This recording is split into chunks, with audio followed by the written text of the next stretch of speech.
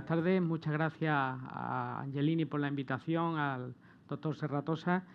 Y bueno, yo voy a presentar un subanálisis que lo tenemos ahora en fase de publicación en la revista Epilepsia Open y que realmente es un subanálisis del estudio ya presentado por el doctor Villanueva anteriormente, y son nuestra serie de 34 pacientes del uso compasivo, ¿no? Eso es el conflicto de interés.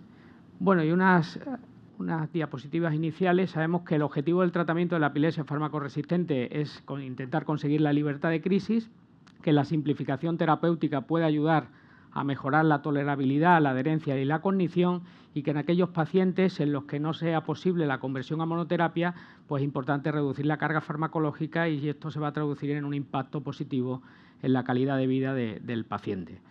En la epilepsia farmacoresistente son necesarios tratamientos que incrementen esta posibilidad de libertad de crisis, de conseguir la libertad de crisis, y que además permitan simplificaciones terapéuticas lo más significativas posible. ¿Y cómo vamos a simplificar estos tratamientos en este pool de pacientes tan complejos que incluimos en el uso compasivo? Por ejemplo, pues reduciendo politerapias, convirtiendo a monoterapia pacientes con politerapia, llevando al paciente a la cirugía si es posible, o implantando sistemas de neuromodulación, de estimulación, y retirando el tratamiento en los casos en los que sea posible, ¿no? Bueno, pues ahí veis cómo muchas veces la mejor prescripción es discontinuar un tratamiento innecesario, y que, por ejemplo, en España solo respecto de medicamentos se calculan 19 millones de efectos adversos por año, de los cuales 1 millón son graves y provocan la muerte hasta de 6.500 pacientes al año. Es decir, son datos bastante impactantes y, bueno, ese principio de Hipócrates de primero no hacer daño, ¿no? Este término de la prevención cuaternaria está muy de moda y es el conjunto de actividades que intentan evitar, reducir y paliar el daño provocado por la intervención que hacemos los médicos, y que la medicina puede, como sabemos, hacer mucho bien, pero también hacer mucho daño, más por acción que por omisión. Por tanto, la tendencia tiene que ser, y vamos sabiéndolo cada vez más, a simplificar, reducir los tratamientos para evitar estas complicaciones del mismo, ¿no? Bueno, ya se ha presentado el trabajo del doctor Villanueva, en el que os digo que esto es un subanálisis porque son los 34 pacientes, no sé si fueron los 34, pero de los nuestros sí, yo creo que son los mismos, ¿no? Bueno, y era una población, yo creo que muy en la línea de lo que se ha presentado anteriormente, pacientes con alta refractariedad, con una edad media de 36 años, una edad de inicio de la epilepsia 13,64 y duración de la epilepsia en años 23 años, ¿no? Parecido tanto a la del doctor Gilnagel como al multicéntrico. En cuanto a la frecuencia de crisis mensuales, veis que tenía una altísima frecuencia de crisis, 57,8. Antes hablaba Antonio 14, y esto era porque había como 11 pacientes que tenían espasmos epilépticos y tenían racismo. Bueno, eran muchas veces incontables, es decir, que eso probablemente sabe Dios lo que será, ¿no? Es decir, que será más seguro, ¿no? Entonces, las etiologías, pues las estructurales y desconocidas, las más frecuentes, desconocidas en 19 casos, ¿no? Sí es cierto que de esas desconocidas había 4 casos que son de estas generalizadas indeterminadas que podemos comentar durante la presentación o después la discusión cómo fueron esos casos, ¿no? En cuanto a los fármacos previos, pues similar a lo que habían comentado anteriormente los compañeros, 12 fármacos, y el número de fármacos concomitantes pues por encima de 3. La cirugía previa también en un 23% y comorbilidades en un 58%, con encefalopatías en un 23% de los pacientes. Es decir, una población muy farmacoresistente. Los efectos adversos por los que se han venido comentando: la ataxia, la diplopia. Veis que la ataxia y el mareo, bueno, el mareo y la somnolencia son los más frecuentes, mareo 52% al tercer mes y la somnolencia el 64%. Y en tercera posición la ataxia, ¿no? Efectos bloqueantes de sodio y GABAérgicos.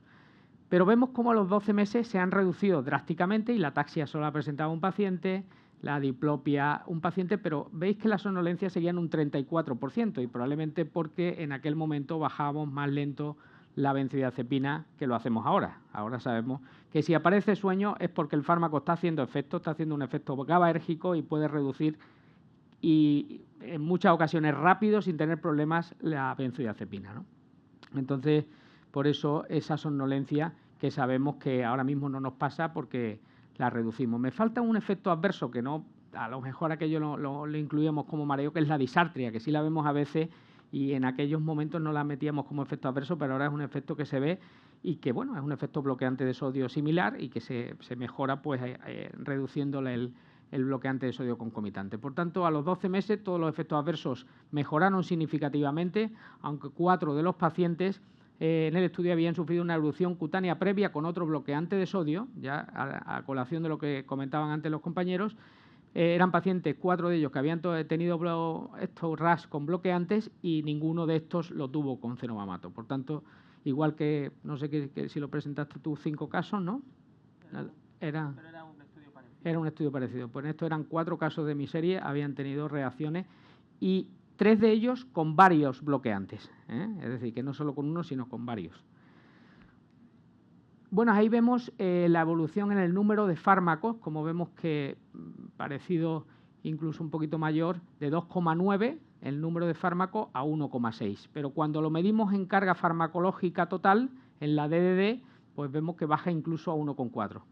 Podemos decir que globalmente estaban con 3 antiepilépticos y se quedan con la mitad, con 1,6 o con 1,4 cuando analizamos la carga farmacológica total.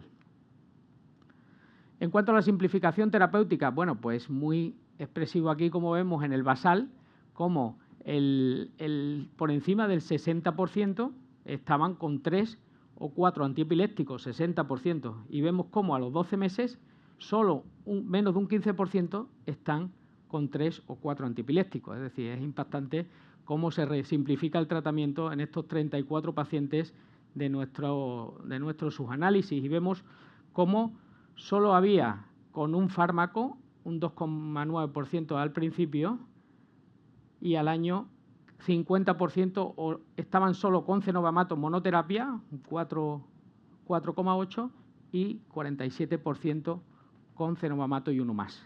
Es decir, que vemos cómo el impacto que tiene la simplificación terapéutica en nuestra serie. Algo superior a lo que habíamos visto en el multicéntrico, probablemente porque estos pacientes eran todos manejados por mí, y en el multicéntrico pues hay muchas formas de manejo, ¿no? Entonces, no, pues cada uno tiene su forma de ver las cosas, pero yo creo que el hecho de ser unicéntrico y unipersonal es lo que de alguna forma pues te permite analizar esto de otra forma, y cuando somos 15, 20 o 30 viendo esto, pues el manejo probablemente sea por ahí.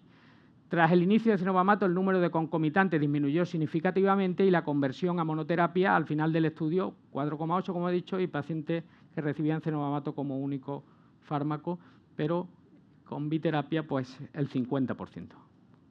Ahí vemos los fármacos, la reducción de la carga farmacológica total, como en un diagrama de dispersión, como los que más se redujeron fueron... Es curioso que en nuestra serie la mayoría de los pacientes dirán, este está como hablábamos antes, como en Estados Unidos usando fenitoína. 20 de los 34 pacientes estaban con carbamazepina, pero estaban con carbamazepina porque ya habían pasado por los otros bloqueantes, y al final mi manejo suele ser ir otra vez a la carbamazepina y al clobazam en esos pacientes más complicados, ¿no?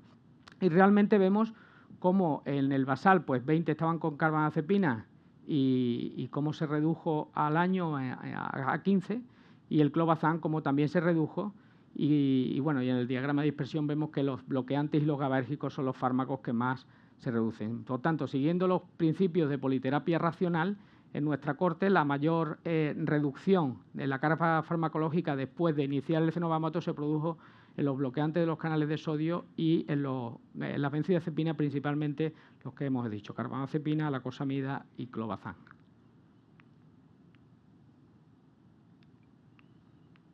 ¿Se ha bloqueado?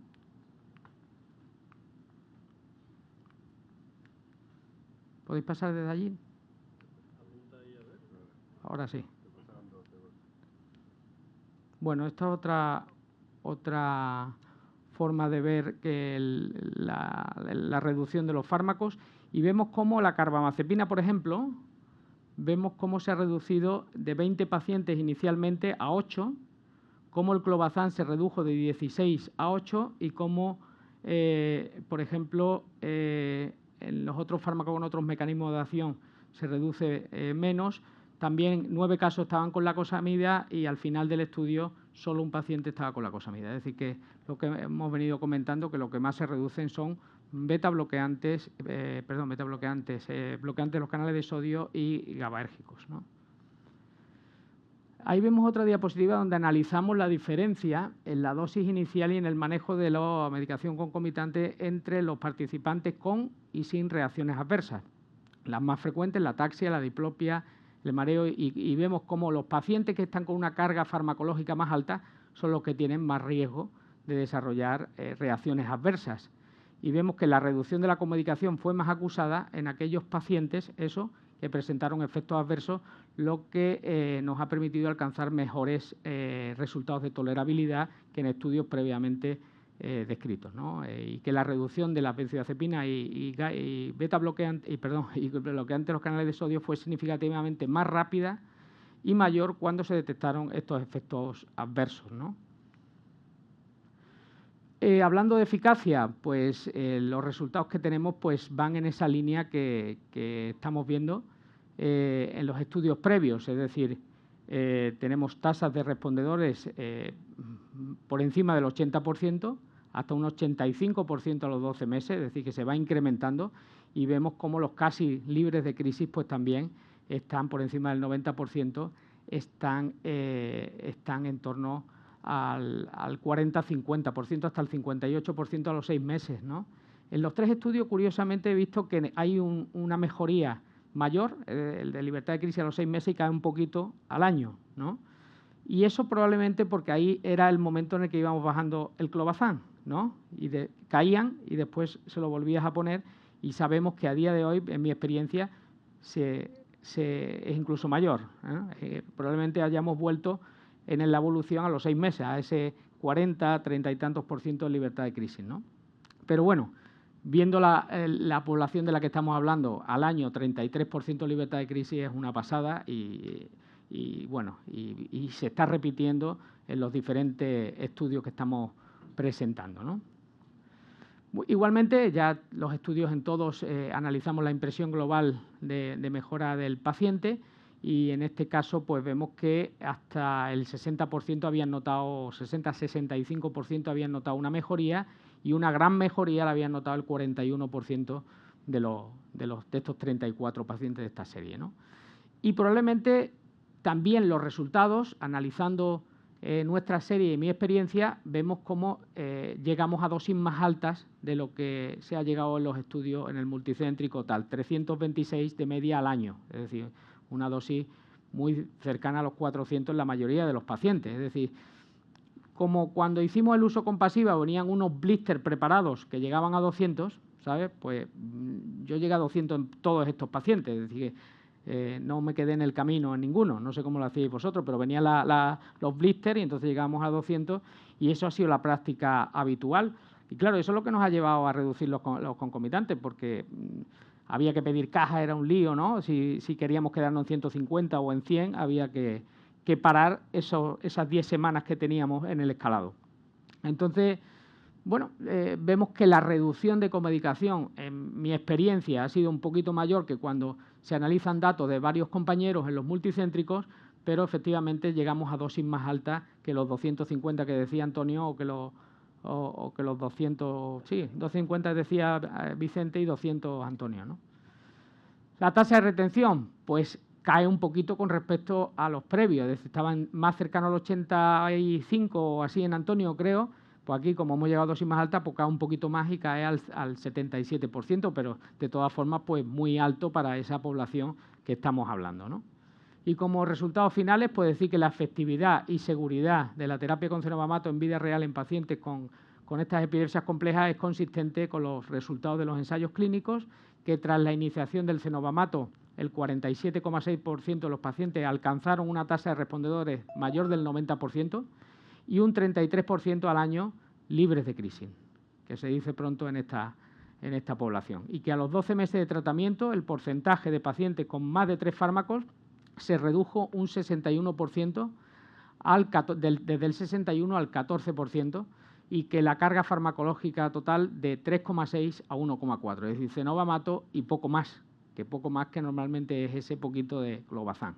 Los resultados de simplificación del tratamiento, principalmente bloqueantes de canales de sodio y benzodiazepina, y la efectividad y la tolerabilidad de cenobamato refuerza su uso en pacientes con epilepsia focal.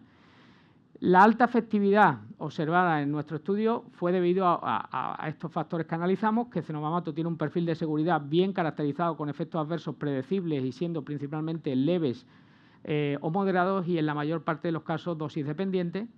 Tuvimos una baja tasa de problemas relacionados con la tolerabilidad, probablemente debido al manejo y reducción de la comedicación, y que la larga vida media de cenobamato permite una única toma al día, aunque, como bien dice Antonio, en algunos casos, por tolerabilidad, tendemos a repartir dosis, que creo que vosotros lo habéis hecho como en 11 pacientes, y mi experiencia es esa, ¿no? También. Y que la titulación cada 2 semanas y empezando a una dosis baja de 12,5, recomendada en la ficha técnica, favorece la tolerabilidad y permite la reducción de la comedicación en paralelo con una eficacia temprana del fármaco. Pues muchas gracias.